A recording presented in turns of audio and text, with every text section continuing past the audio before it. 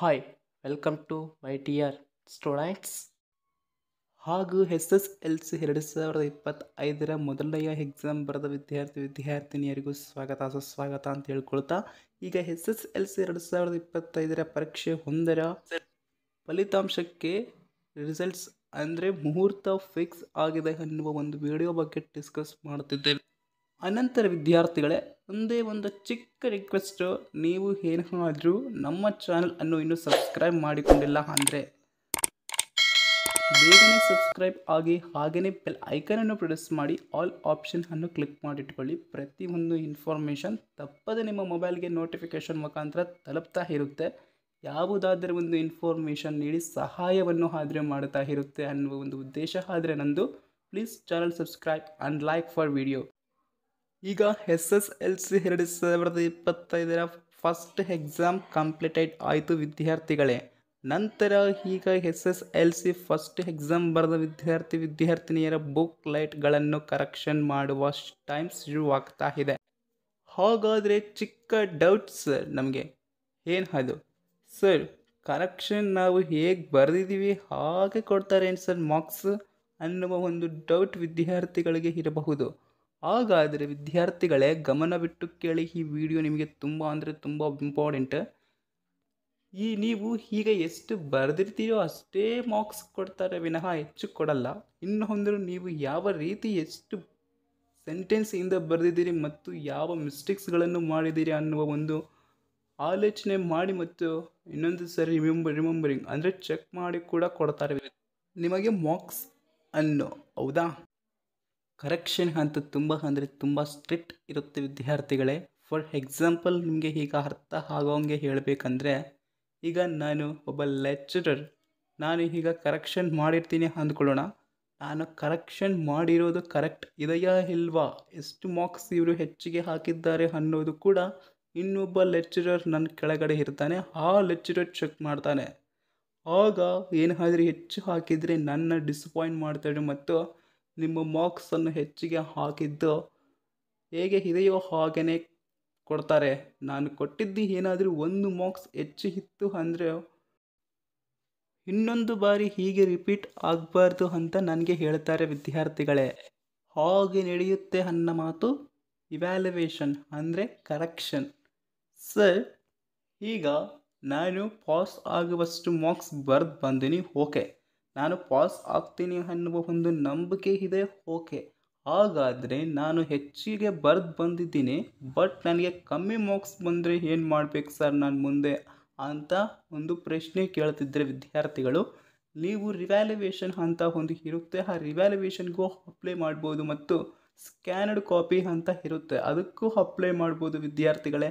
ನಿಮಗೇನಾದರೂ ಕಮ್ಮಿ ಮಾರ್ಕ್ಸ್ ಬಂದಿದ್ದರೆ ಮತ್ತು ಹೆಚ್ಚು ಅಂಕಗಳನ್ನು ಪಡೆದುಕೊಳ್ಳೋಕೆ ಇದು ಕೂಡ ಒಂದು ಒಳ್ಳೆಯ ಅವಕಾಶ ಅಂತ ಹೇಳ್ಬೋದು.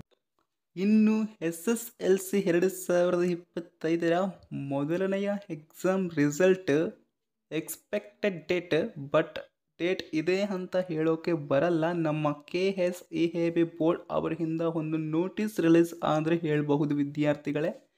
ಈಗ ಮೇ 2nd ವೀಕ್ 8ನೇ ದಿನಾಂಕ ಮೇಲೆ 14ನೇ ದಿನಾಂಕ ಒಳಗಡೆ ನಿಮ್ಮ ಒಂದು ಫಲಿತಾಂಶ ರಿಸಲ್ಟ್ ಸೀಟ್ ಆದರೆ ಬಿಡ್ತಾರೆ ವಿದ್ಯಾರ್ಥಿಗಳೇ. ನೀವು ನಿಮ್ಮ ರಿಸಲ್ಟ್ಸ್ ಅನ್ನು ನೋಡಿಕೊಳ್ಳಿ ಯಾವ ರೀತಿ ಬಂದಿದೆ ಅನ್ನೋದು, ಓಕೆ.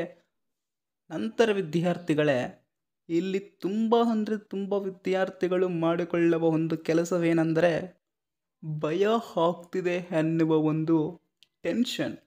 ಆ ಟೆನ್ಷನ್ನಿಂದ ವಿದ್ಯಾರ್ಥಿಗೆ ಏನು ಆಗುತ್ತೋ ಏನೋ ಅನ್ನುವ ಒಂದು ಭಯ, ಹೌದಲ್ವಾ? ಆಲೋಚನೆ ಮಾಡಿ ಮಾಡಿ ಮಾಡಿ ನಿಮ್ಮ ಒಂದು ಆರೋಗ್ಯವನ್ನು ನೀವೇ ಕೆಡಿಸ್ಕೊಳ್ತೀರಾ. ಆರೋಗ್ಯ ಚೆನ್ನಾಗಿರಬೇಕು, ಮೇನ್ ಇಂಪಾರ್ಟೆಂಟ್ ಫಸ್ಟ್. ನಿಮಗೆ ಏನಾದರೂ ಫೇಲ್ ಆದರೆ 2ನೇ ಬಾರಿ ಮತ್ತು 3ನೇ ಬಾರಿ ಎಕ್ಸಾಮ್ಗೆ ಯಾವುದೇ ₹1 ಅಮೌಂಟ್ ಪೇ ಮಾಡುವ ಅವಶ್ಯಕತೆವಿಲ್ಲ ವಿದ್ಯಾರ್ಥಿಗಳೇ. ಈಗ ನೀವು ಎಕ್ಸಾಮ್ 1 ಅಲ್ಲಿ 4 ಸಬ್ಜೆಕ್ಟ್ ಪಾಸ್ ಆಗಿದ್ದೀರಾ, ಇನ್ನು 2 ಸಬ್ಜೆಕ್ಟ್ ಎಕ್ಸಾಮ್ 2 ಅಲ್ಲೇ ಆದರೂ ಎಕ್ಸಾಮ್ 3 ಅಲ್ಲೇ ಆದರೂ ನೀವು ಅಪ್ಲೈ ಮಾಡಿಕೊಂಡು ಬರೆಯಬಹುದು. ನಿಮಗೆ ಧೈರ್ಯ ಇರಬೇಕು ಅಷ್ಟೇ ವಿದ್ಯಾರ್ಥಿಗಳೇ. ಈ ಎಕ್ಸಾಮ್ ಅಲ್ಲೇ ಆಗಲಾರದೆ ಇನ್ನೊಂದು ಎಕ್ಸಾಮ್ನಲ್ಲಿ ಆದರೂ ನಾನು ಪಾಸ್ ಆಗ್ತೀನಿ, ನಾನು ಓದ್ತೀನಿ ಅನ್ನುವ ಒಂದು ನಂಬಿಕೆ ಇದ್ದರೆ ಸಾಕು, ಯಾವುದಾದರೂ ನೀವು ಎದುರಿಸಬಹುದು ವಿದ್ಯಾರ್ಥಿಗಳೇ. ನಿಮಗೆ ದೃಢ ಸಂಕಲ್ಪತೆ ಮತ್ತು ಧೈರ್ಯ ಇದ್ದರೆ ಏನಾದರೂ ನೀವು ಸಾಧಿಸುತ್ತೀರಾ ಅನ್ನುವ ಒಂದು ನಂಬಿಕೆ ನನಗಿದೆ. ಪ್ರತಿಯೊಬ್ಬರ ಕೈಯಲ್ಲೂ ಆಗುತ್ತೆ ಅದು. ಓಕೆ, ಇನ್ನು ಫೈನಲ್ ಆಗಿ SSLC 2025 ಎಕ್ಸಾಮ್ 1 ರಿಸಲ್ಟ್ ಅಂದರೆ ಫಲಿತಾಂಶ ಬಿಡುವ ದಿನಾಂಕ ಮೇ 8ನೇ ತಾರೀಕು ಮೇಲೆ ಮೇ 14ನೇ ದಿನಾಂಕದ ಒಳಗಡೆ ಅಂತೂ ಪಕ್ಕ ಬಿಡ್ತಾರೆ ಅನ್ನುವ ಒಂದು ನಂಬಿಕೆ ಇದೆ. ಬಟ್ ಇದೇ ದಿನಾಂಕ ಅನ್ನುವ ಒಂದು ನಂಬಿಕೆ ಕನ್ಫರ್ಮ್ ಹೇಳೋಕ್ಕೆ ಬರಲ್ಲ. ಒಂದು ನೋಟಿಸ್ ರಿಲೀಸ್ ಆಗುತ್ತೆ, ಆಗ ತಿಳಿಸ್ತೀನಿ ವಿದ್ಯಾರ್ಥಿಗಳ ಎಲ್ಲ ಮಾಹಿತಿಗಳನ್ನು. ಈಗ P ಅಂದರೆ ಪಾಸ್, ಓಕೆ. NC ಅಂದರೆ ನಾಟ್ ಕಂಪ್ಲೀಟೆಡ್, ಈ ಸಬ್ಜೆಕ್ಟ್ ಇನ್ನೂ ಕಂಪ್ಲೀಟ್ ಆಗಿಲ್ಲ, ನೀವು ಕಂಪ್ಲೀಟ್ ಮಾಡಿಕೊಳ್ಳಬೇಕು ಅನ್ನೋ ಒಂದು ಅರ್ಥ.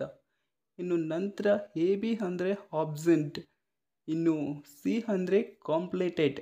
ಓಕೆ, ಇನ್ನೊಂದು ವಿದ್ಯಾರ್ಥಿಗಳೇ, ನಿಮ್ಮ ರಿಸಲ್ಟ್ ಶೀಟ್ನಲ್ಲಿ ಇಂಟರ್ನಲ್ ಮಾರ್ಕ್ಸ್ ಅಂತ ಇರುತ್ತೆ ಮತ್ತು ಎಕ್ಸ್ಟರ್ನಲ್ ಮಾರ್ಕ್ಸ್ ಅಂತ ಇರುತ್ತೆ. ನೀವು ನಿಮ್ಮ ಶಾಲೆಯಲ್ಲಿ ಯಾವ ಟೆಸ್ಟ್ಗೆ ಎಷ್ಟು ಅಂಕಗಳನ್ನು ಪಡೆದುಕೊಂಡಿದ್ದೀರಿ ಮತ್ತು ಟೋಟಲ್ ಆಗಿ ಅವರು ಕನ್ಸಿಡರ್ ಮಾಡಿ ಇಂಟರ್ನಲ್ ಮಾರ್ಕ್ಸ್ ಕೊಟ್ಟಿರ್ತಾರೆ. ಕನ್ನಡ, ಹಿಂದಿ, ಮ್ಯಾಥಮೆಟಿಕ್ಸ್ ಯಾವುದೇ ಸಬ್ಜೆಕ್ಟ್ ಆಗಲಿ. ಇನ್ನು ಎಕ್ಸ್ಟರ್ನಲ್ ನೀವು ಹೇಗೆ ಬರೆದಿರ್ತೀರೋ ಹಾಗೆ ಬಂದಿರುತ್ತೆ. ನಿಮ್ಮ ಒಬ್ಬ ಲೆಕ್ಚರರ್ ಮನಸ್ಪೂರ್ವಕವಾಗಿ SSLC 2025 ವಿದ್ಯಾರ್ಥಿನಿಯರು ಎಲ್ಲರೂ ಪಾಸ್ ಆಗಬೇಕು. Thank you.